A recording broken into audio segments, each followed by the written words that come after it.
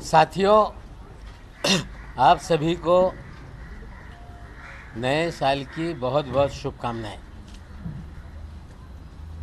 2021 में जिस तरह से narcotics control bureau Mumbai zone का फर्जीवाड़ा हमने एक्सपोज करने का काम किया, किस तरह से अधिकारी झूठे मामले बनाते थे, पब्लिसिटी के लिए लोगों को बुलाया जाता था और पब्लिसिटी करना और उगाही का खेल इस शहर में शुरू था। 2 अक्टूबर के क्रूज रेड के बाद केपी गोसावी का मामला हो, मनीष भानुशाली का मामला हो, किस तरह से झूठा मामला बनाया गया, 25 करोड़ की डील का मामला हो, हमने सारे सबूत लाकर लोगों के सामने रखने का काम किया। नतीजा ये निकला कि एनसीबी ने शुरुआत में बचाव करने का काम किया और फिर ऐलान किया गया कि एक विजिलेंस कमेटी का गठन किया गया है। 25 करोड़ की डील को लेके एसआईटी बनाई गई एनसीबी के भीतर, लेकिन इतनी सारी चीज़ों के बावजूद एनसीबी का फर्जीवाड़ा रुकने का नाम नहीं ले रहा है। अधिकारियों ने जिस तरह से बोगस केसेस बनाए, पंचों से ब्लैंक पेपर पे साइन लिए, झूठे मुकदमे में लोगों को उलझाने का काम किया और अब उन्हीं झूठों मुकदमों को ठीक करने के लिए वो लोग जो इनके अपने पंच जिनको इन्होंने बनाया था, उन्हीं को किस तरह से फ़ोन करके बुलाया जाता है कि बैक डेट में पंचनामा सुधारो। उसकी 2 ऑडियो मैं आपको सुना रहा हूँ, पहले सुन लो, फिर विस्तार से आगे बताऊँगा।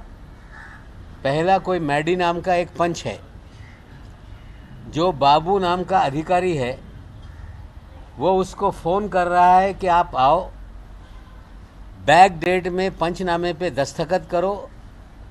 वो लड़का डर रहा है, जाने के लिए तैयार नहीं। और दूसरे ऑडियो में आप सुनेंगे कि समीर वानखेड़े उसको डर कर वो फ़ोन लगाता है और वो कहता है कि चले जाओ, डरो ना। हमें लगता है कि इससे ज़्यादा फर्जीवाड़ा और कुछ नहीं हो सकता।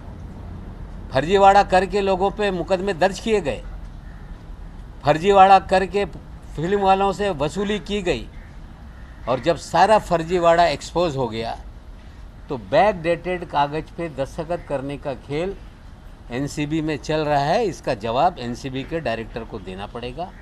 पहले दोनों वीडियो सुन लीजिए, फिर आगे बात करेंगे। क्या हाल है किरण सर, आप कैसे हो? बढ़िया बढ़िया। और सुनाओ यार, मैं ही फोन करने वाला था। आप अभी आ सकता है क्या दोनों? किरण नहीं तो सर, कल। मोस्टली तो कल आना, मुझे यही पूछना था, कल आना ज़रूरी है क्या सर? क्योंकि ऑलरेडी इतना प्रॉब्लम्स चल रहा है। ये जून का सीन है, अगर मैं अभी करूँगा तो कुछ मेरे अगेंस्ट नहीं आएगा ना सर? ना ना ना ना ना, ऐसा कुछ नहीं होगा, क्योंकि ये क्या है, ये पुराना केस है, मालूम है? 1/6/2021 हाँ है ना? हाँ 1/6/2021 को सुहाइल शेख अंधेरी में वो मॉल का सामने पकड़ा था। उसके बाद फिर उसके घर पे गए थे, है ना? इधर 55 ग्राम, उधर 100 ग्राम एमडी मिला था। उसी केस में वो अपने कौन है सीरिंग ऑफिसर, वो कांगन और आशीष रंजन, है ना? सर, बस यही सर, मेरा वही मानना था कि ऑलरेडी ये सब चीज़ों को लेकर प्रॉब्लम हो रही है और आगे तो नहीं होगी ना सर? ना ना ना ना, इसमें कुछ भी नहीं है। देखो, ऑलरेडी आप लोगों का पंचनामा बनाया था, उस टाइम आप लोगों का नाम थे दोनों का। ओके, इसमें कुछ नहीं है, मतलब ऑलरेडी नाम है उसमें। इसमें अभी क्या हो रहा है, आप लोग का स्टेटमेंट रिकॉर्ड करके, मतलब वो उसी टाइम हमारा सामने ही पंचनामा वगैरह इन्होंने ड्रा किया है, हमारा सामने उसको पकड़ा गया है, बस करके हम लोग स्टेटमेंट रिकॉर्ड करते हैं। आपको तो मालूम है ना? अभी तक आप कर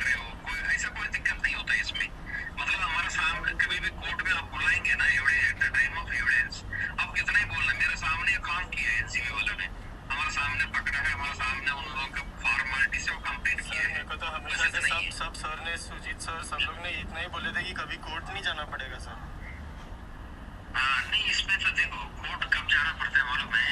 वो ट्रायल चालू वो गलत बोला है एक्चुअली। एक बार पंच विटनेस बनने के बाद वो हमेशा एक बार कोर्ट तो जाना ही पड़ता है। पंचनामा मतलब हमारा सामने हुआ है, हमारा सामने एनसीबी स्टाफ ने ये काम किया है, इतना ही बोलना पड़ता है बस।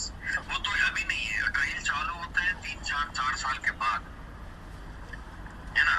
तभी अच्छा इसमें तो डरने की बात नहीं है, है ना? ऐसा बात नहीं तो है। मुझे समीर सर को कुछ बोलने की जरूरत नहीं ना, उनको तो पता ही रहेगा ना सर। हाँ, हमको पता है, आप बोल भी सकते हो, ऐसा बात नहीं है। किरण बाबू सर ने बुलाया सर, मेरा एक केस में सुहेल शेख करके आरोपी है, उसी केस में मेरे को पंचा बना दिया था मेरा और मंसूरी का, है ना? मैं कल बुलाया, मैं यहाँ साइन करने के लिए मैं आ रहा हूँ सर करके। मैं सोच रहा था ऑफिस में आना ठीक नहीं है करके, मैं सोच रहा था कि बता देना कोई दिक्कत नहीं, आप ऑफिस में आना चाहते हो तो आ जाइए, कोई दिक्कत नहीं, ठीक है? 5 मिनट के लिए साइन करके निकल। ये कोई बाबू अधिकारी है, दफ्तर में ना आके बाहर पंचनामा बदलने के लिए बात कर रहा है। अब इसी लड़के ने समीर वानखेड़े से बात की, वो भी सुनिए।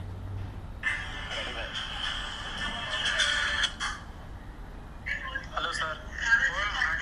Sir I just want to sorry to call you so late sir. Sir I just wanted to confirm कि किरण बाबू कल बुला रहे कुछ साइन करने के लिए सर, कोई जून 1 का मैटर। जाओ ना sir. No, I thought to confirm with you sir because you never know ना who is he. पहले मेरे से मिल ले, किरण बाबू ने बुलाया। Yes sir. पहले मेरे को मिल लेना। Okay. मगर जाओ ना सर। हाँ। Okay sir, thank you.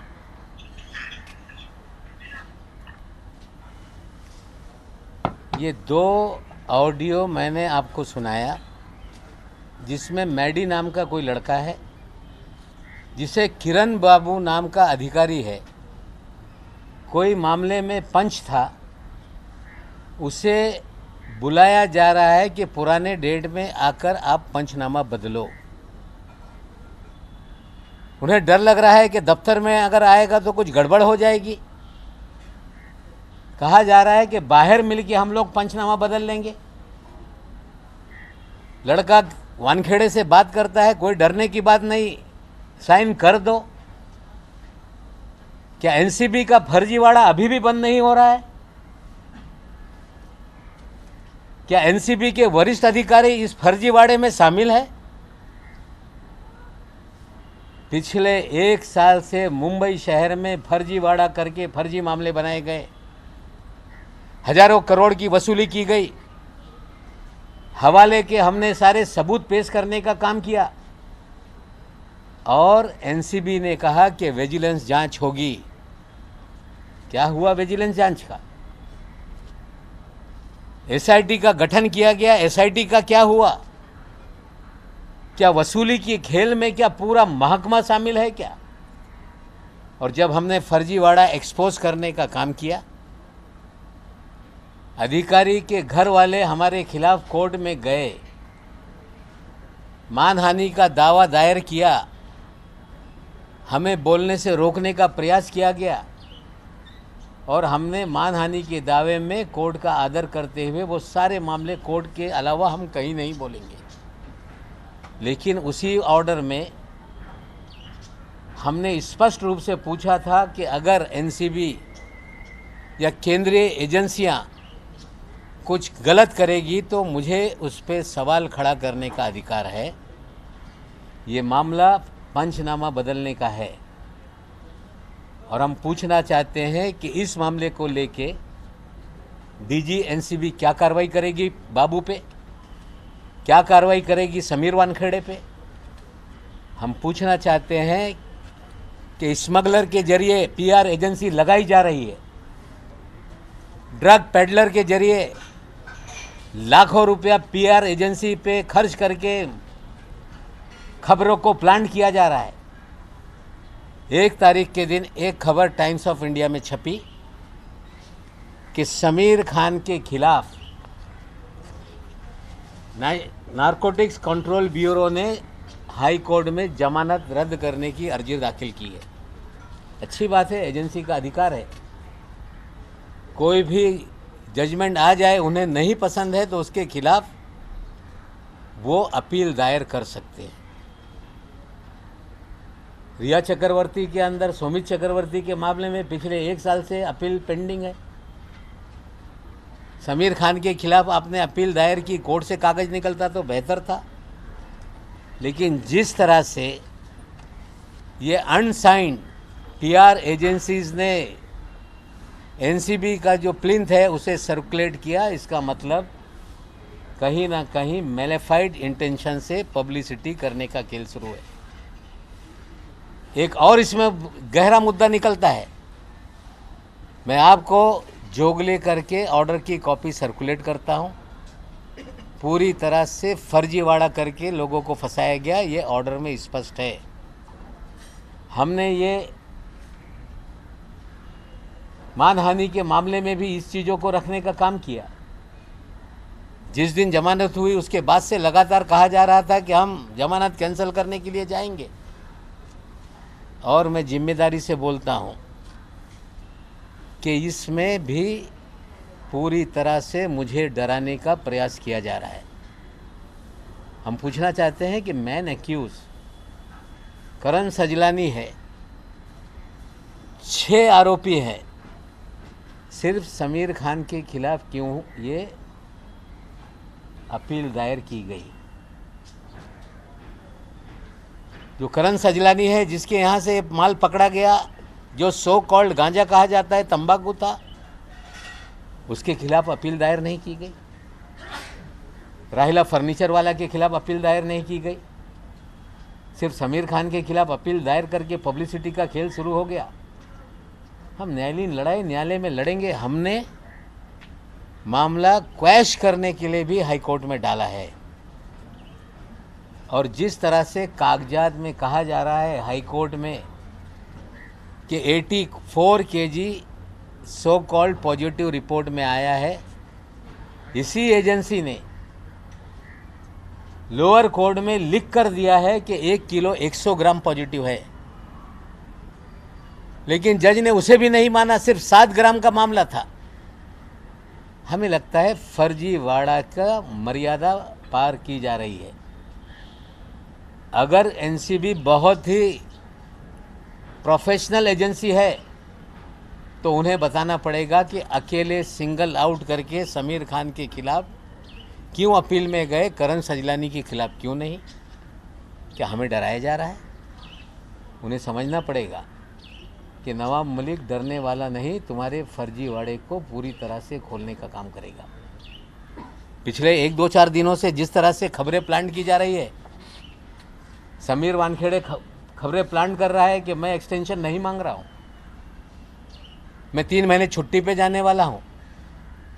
मेरी जानकारी है कि दिल्ली में लॉबिंग की जा रही है। 31 तारीख को एक्सटेंशन खत्म हो गया, रिलीफ क्यों नहीं किया गया? 31 तारीख को एक्सटेंशन खत्म हुआ तो उसको एक्सटेंड क्यों नहीं किया गया? अनडिसाइडेड किसी अधिकारी की पोस्टिंग क्यों पेंडिंग है? मेरी जानकारी है कि भारतीय जनता पार्टी के महाराष्ट्र के बड़े नेता एमएचए में लॉबिंग कर रहे हैं कि एक्सटेंशन दिया जाए, और मैं मुझसे पूछना चाहता हूं कि नेगेटिव रिपोर्ट भेजी गई है। अधिकारियों ने लिखा है कि फर्जीवाड़ा करने वाला अधिकारी है। पूरी तरह से गलत तरीके से केसेस को डील किया गया, गलत तरीके से लोगों को फ्रेम किया गया, और ऐसी रिपोर्ट के बावजूद महाराष्ट्र के कुछ प्रभावशाली भारतीय जनता पार्टी के नेता एक्सटेंशन दिलाने के लिए मिनिस्ट्री ऑफ होम अफेयर्स में लॉबिंग कर रहे हैं। फाइल चल रही है, अंतिम निर्णय नहीं हुआ, और अंतिम निर्णय के लिए जा रही है। जाए, एक्सटेंशन दे, लेकिन एक्सटेंशन देने से उगाही के खेल में कौन कौन शामिल है, कम से कम उसको भी एक्सपोज करने का हमें मौका मिलेगा। आज मैंने कुछ चीज़ें आप लोगों के सामने रखी, किस तरह से फर्जीवाड़ा करके बैक डेटेड पंचनामा बदलने का खेल किया जा रहा है, किस तरह से समीर वानखेड़े भी उस खेल में शामिल है, किस तरह से हमारे दामाद के खिलाफ सिंगल आउट करके अपील दायर की गई, एजेंसी का अधिकार है, हम लड़ेंगे। किस तरह से करण सजलानी ने जब पहले दिन गिरफ्तारी हुई थी ब्लैंक पेपर पे साइन किया गया, उसका जवाब आज तक उन्होंने नहीं दिया। स्वयं उन्होंने लिख कर दिया है लोअर कोर्ट में कि 101 kg 100 ग्राम पॉजिटिव है, जो कि रिपोर्ट में 7 ग्राम है। अब कह रहे हैं अपील के अंदर कि 84 किलो है। इनका फर्जीवाड़ा जनता में भी एक्सपोज करेंगे, इनका फर्जीवाड़ा कोर्ट में भी एक्सपोज करेंगे, और जिस तरह से फर्जीवाड़ा हुआ है मानहानि के केस में कोर्ट में साबित करेंगे। और नया फर्जीवाड़ा जितना आएगा हम ढूंढ रहे हैं, और हमें नए फर्जीवाड़े को एक्सपोज करने में कोई रोक नहीं है। आने वाले दिनों में और भी फर्जीवाड़े को हम एक्सपोज करने का काम करेंगे। सर, मराठीमध्ये सांगा की नेमका एनसीबीने काय फर्जीवाडा केला आहे? ज्या पद्धतीने मागच्या वर्षामध्ये 2 ऑक्टोबर नंतर एनसीबीचा फर्जीवाड़ा आर्यन खान केसमध्ये KP गोसावी असतील, भानुशाली असतील, 25 कोटीच्या उगाईचा खेळ असेल, त्यानंतर बोगस कागदावर ब्लँक साईन घेण्याचा विषय असेल, हे सगळा फर्जीवाड़ा एक्सपोज केल्यानंतर एनसीबीनी व्हिजिलन्स कमिटी गठीत केला, SIT गठीत करण्यात आली। त्याचा काय झाला अजून कुणाला माहीत नाही। पण आता या एजन्सीच्या माध्यमातून मॅडी नावाचा एक त्यांचा पंच आहे, त्यांना बाबू नावाचा एक अधिकारी, ज्याचा व्हिडिओ ऑडिओ आम्ही तुम्हाला सुनावलेला आहे, मी तुम्हाला शेअर करणार आहे। तो सांगतो या आणि बॅक डेटेड पंचनामा दुरुस्त करा। कार्यालयात यायचं असेल तर थोडा अडचणीचा होईल, बाहेर भेटून सह्या करू। मग तो मॅडी नावाचा पोरगा घाबरतोय, तो वानखेडेला फोन करतो, वानखेडे सांगते जा कर बिंदास, काय घाबरण्याचा गरज नाही। म्हणजे फर्जीवाड़ा करून पंचनामा बदलण्याचा उद्योग या एनसीबीच्या माध्यमातून सुरू आहे। ब्लँक कागदावर सह्या घ्यायची, जिथे ब्लँक कागद नसता जुने रेकॉर्ड तयार करायचा, हे घातक फर्जीवाड़ा आहे। निश्चित रूपाने आम्ही एक्सपोज केल्यानंतर एनसीबीच्या अधिकारी अडचणीत येणार आहे, त्यासाठी कागद दुरुस्त करण्याचा उद्योग या डिपार्टमेंटच्या माध्यमातून सुरू आहे। त्या उलट मी आपल्याला एक कागद सर्क्युलेट करतोय, जिथे अनसाइंड ऑफिसरच्या PR एजन्सी स्मगलर पेमेंट करताय, ड्रग पेडलर पेमेंट करताय, त्यांच्या माध्यमातून बातम्या पेरण्याचा धंदा या एजन्सीने सुरू केलेला आहे।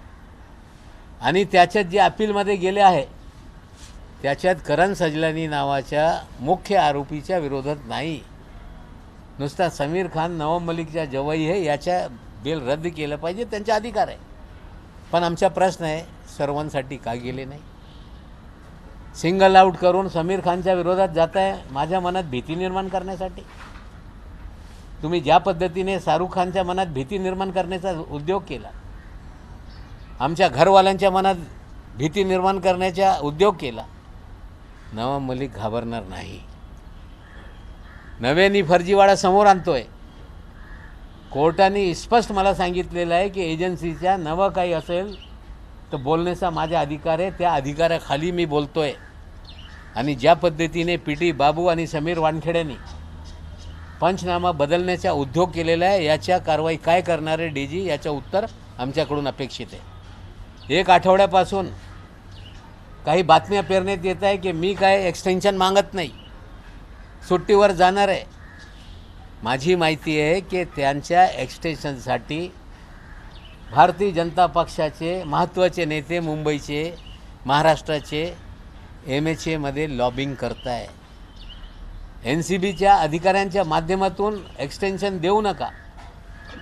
सगळे बेकायदेशीर कामं या डिपार्टमेंटमध्ये या अधिकाऱ्यांनी केलेलं आहे असे रिपोर्ट असताना भारतीय जनता पक्षाचे काही नेते त्यांना इथे ठेवण्यासाठी काही रस आहे? म्हणजे वसुली गँगमध्ये त्यांचा हिस्सा आहे का? असू द्या, त्यांना इथे ठेवला तर आणखीन यांचा फर्जीवाड़ा एक्सपोज करण्यासाठी आम्हाला संधी मिळेल।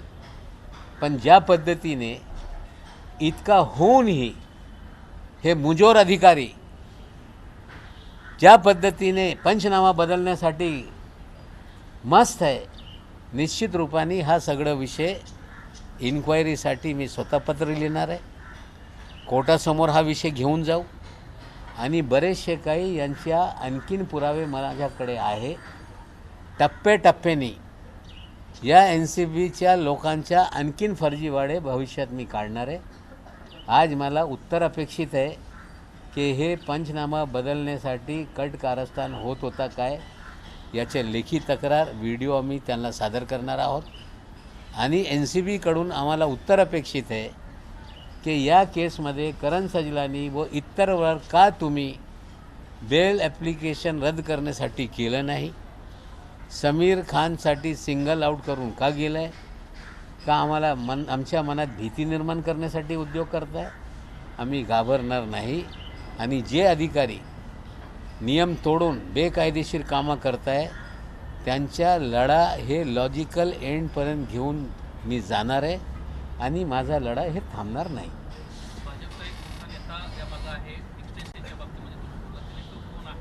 नाही त्याची नावं देऊ. आता फाईल मुवमेंटमध्ये आहे. MHAमध्ये ते फाईल अंतिम निर्णय याच्यावर झालेला नाही. अंतिम निर्णय जेव्हा होईल RTIमध्ये सगळी कागदा काढू आणि कसं त्याच्यात उणीव आहे, एका भ्रष्ट अधिकाऱ्याला कुठल्या पद्धतीने राजकीय संरक्षण आहे, निश्चित रूपाने त्याच्यावर पुढच्या काळामध्ये बोलू आणि या फर्जीवाडा जे NCBमध्ये सुरू आहे यांच्या फर्जीवाडा उघड करण्याचा माझा काम हे सुरूच राहणार आहे. मी काही थांबणार नाही. दुसरा एक आणखीन महत्त्वाचा विषय, एक ऑनलाईन पोर्टलवर सॉलिड डील नावाची एक पोर्टल आहे. त्या पोर्टलवर महिलांच्या फोटो लावून त्यांना फॉर ऑक्शन या पद्धतीने उद्योग या देशामध्ये सुरू आहे.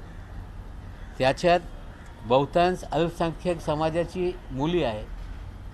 ज्या मुली वोकल आहे, काही चूक होत असेल त्या बाबतीत स्पष्टपणे मत मांडताय, त्यांच्या कुठेतरी चीरहरण करण्याचं काम या पोर्टलच्या माध्यमातून सुरू आहे. आम्ही निश्चित रूपाने या घटनेची निंदा करतो आहे आणि मी स्वतः पत्र लिहून गृहमंत्र्यांना सांगणार आहे की यांच्यावर गुन्हा दाखल करा.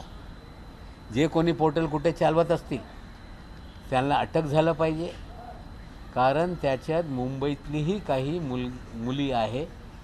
त्यांच्या बाबतीत हे नव्याने काही घडत नाही. याआधी पण वेगळे पोर्टलच्या माध्यमातून हे सगळा उद्योग सुरू होता. महिलांची आबरू त्यांना ऑक्शन करण्यासाठी पोर्टलवर टाकणे याच्यापेक्षा मोठा गुन्हा होऊ शकत नाही. मी स्वतः या प्रकरणाची तक्रार माननीय गृहमंत्रीकडे करणार आहे आणि जे कोणी असतील त्यांच्यावर कारवाई करणे, त्यांना अटक करण्यासाठी मी पाठपुरावा करणार है. जिस तरह से सॉलिड डील और उसके पहले बुली डील नाम के 2 वेब पोर्टल के जरिए कुछ अल्पसंख्यक समाज की लड़कियां जो वोकल हैं, समाज की गलतियों को उजागर करने का काम करती हैं, एजेंसीज़ हो, प्रशासन हो, सरकार हो, उनके खिलाफ निर्भीक तरीके से अपना मत रखती हैं, ऐसी लड़कियों का पोर्टल पे फ़ोटो के साथ जिस तरह से चीज़ें रखी गई उसकी हम निंदा करते हैं. इन लड़कियों में कुछ लड़कियां मुंबई शहर की भी हैं. उनकी मेरी फ़ोन पे बात हुई है. मैं स्वयं गृह मंत्री जी को पत्र लिखकर इन पे कार्रवाई करने की मांग करूंगा और मुकदमा दर्ज करके जो लोग इसके पीछे हैं, वो चाहे कितने बड़े क्यों ना हो, क्यों ही उनका कोई पॉलिटिकल अटैचमेंट क्यों ना हो, सभी लोगों पे कार्रवाई करने के लिए हम पूरी तरह से गृह मंत्रालय के माध्यम से प्रयास करेंगे और उन पे कार्रवाई करवाएंगे. शिवसेनेच्या खासदार प्रियंका चतुर्वेदी यांना 5 महिन्यापूर्वीच हे प्रकरण आणलं होतं. केंद्रीय जे मंत्री आहेत अश्विनी वैष्णव यांच्याकडे तक्रार देखील केली होती, परंतु 5 महिन्यानंतरही या देशामध्ये या प्रकारच्या जे पोर्टल आहे, काही पोर्टल जे सत्ताधारी केंद्र सरकारमध्ये पक्ष आहेत त्यांचे समर्थक लोक चालवत आहे. काही बोट त्यांनी निर्माण केलेले आहे, ट्रोल आर्मी त्यांनी निर्माण केलेली आहे आणि हे सगळं काम कुठे ना कुठे यांना शासकीय पाठराखण आहे याच्यापासून कुणाचं दुमत होऊ शकत नाही.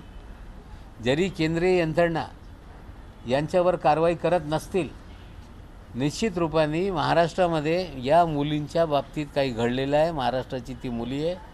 निश्चित रूपाने महाराष्ट्र पोलीसच्या माध्यमातून यांच्यावर कारवाई करण्याबाबत मी स्वतः पाठपुरावा करणार आहे. ज्या पद्धतीने फर्जी बाळा यांच्यावर बाबावर कारवाई झाली, आता हे जे फर्जी पोर्टर चालून महिलांचे अपमान करत आहे, त्यांच्या आबरू हे कुठेतरी त्याच्यावर हल्ले चढवत आहे, त्यांच्या जीवनात अशांती निर्माण करण्याचं काम करत आहे, त्यांच्यावर कारवाई केल्याशिवाय आम्ही थांबणार नाही. भाजपच्या रडारवर आहेत का नवाब मलिक? कारण ज्या पद्धतीने कारवाई होते काही नाही, मी कोणाच्या रडारवर आहे, कोण किती मला रडारवर ठेवतो तो विषय माझ्यासाठी इतका महत्त्वाचा नाही. पण निश्चित रूपाने या फर्जीवाडा जे काय असेल, निश्चित रूपाने त्या फर्जीवाड्याचा मी पाठपुरावा करणार आहे. वक्फ बोर्डाचे फर्जीवाडे हळूहळू आम्ही समोर आणतो आहे. बरेचसे काय आणखीन फर्जीवाडे, टप्प्याटप्प्याने सगळे फर्जीवाडे हे मी लोकांच्या समोर आणणार आहे. आज NCBचा जे फर्जीवाडा आहे त्या बाबतीत मी आपल्याला व्हिडिओ शेअर करतो आहे.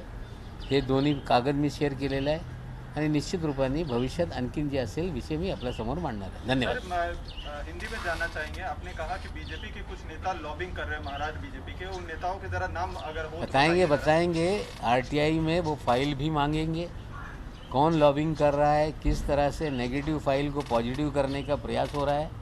एक बार आदेश निकले RTI में कागज़ निकाल के फिर क्या कानूनी कार्रवाई हो सकती करेंगे. Thank you. इसके अलावा सर, न्यू ईयर के दौरान चाइना और इंडियन बॉर्डर्स पर सोल्जर्स ने एक दूसरे को मिठाइयाँ शेयर की, जिसको लेकर असदुद्दीन ओवैसी का कहना है कि गलत मैसेज जा रहा है क्योंकि ये चाइना देखिए अवैसी कौन है मैं जानता नहीं. मिठाई नए साल पे एक्सचेंज की गई है, अच्छी बात है, सौहार्दपूर्ण वातावरण होना चाहिए. लेकिन भारतीय सीमा में चीन की फ़ौजें बैठी हों और अपने सीमा में ही उन्हें मिठाई एक्सचेंज किया जाए, इसका मतलब है कि चीन द्वारा हमारी भूमि का अतिक्रमण जो किया गया हम उसे मान्यता दे रहे हैं. इससे ये कहीं ना कहीं ध्वनित होता है. Thank you.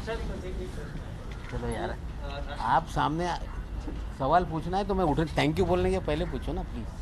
सांगा, समोर या. राज्यपालांनी सर लोकायुक्ताला एक पत्र दिलं आहे, त्यामध्ये BMC मध्ये जो घोटाळा झाला आहे 1844 कोटी, राज्यपालकडे भाजपचे लोकांनी तक्रार केली, त्यांनी लोक आयुक्तकडे पाठवलेलं आहे.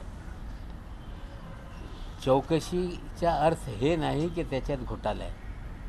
आम्हाला वाटते भारतीय जनता पक्षाच्या सर्व तक्रारी राज्यपालकडे जात आहे, थेट लोकायुक्तकडे का तक्रार करत नाही.